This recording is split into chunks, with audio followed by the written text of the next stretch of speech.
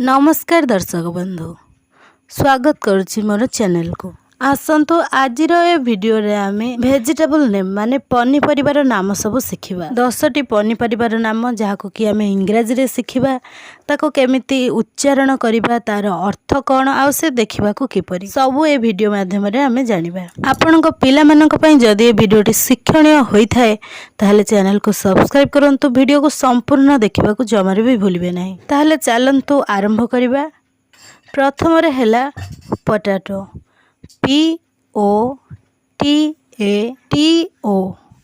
उच्चारण कले potato, jar अर्थ हैला आलू। आलूटी देखा को एमती कि नहीं मते कमेंट करी निश्चय जणे। सेकेंड रे आसिला ब्रिंजाल, BRINJAL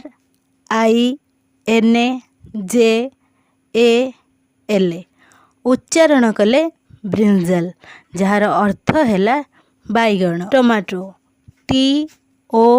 TOMATO उच्चारण कले टमाटो, जार अर्थ हैला टमाटर।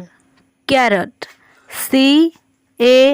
CARROT उच्चारण कले कैरट, जार अर्थ हैला गाजर। बीन्स, BEANS उच्चारण कले बीन्स, जार अर्थ बीम छुई। कैबेज, CABBAGE कैबेज, जार अर्थ हैला बंधाकोबी। 7th रे आसिले ड्रमस्टिक, DRUMSTIC उच्चारण कले ड्रमस्टिक, जार अर्थ हैला सजना छुई। 8th रे बीटर गोर्ड, BITTERGOURD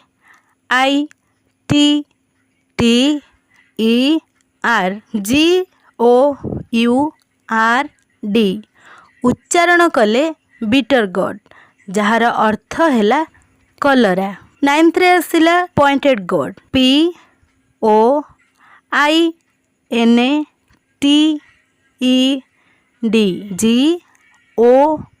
GOURD उच्चारण कले पॉइंटेड गोर्ड, जार अर्थ हैला पोटल।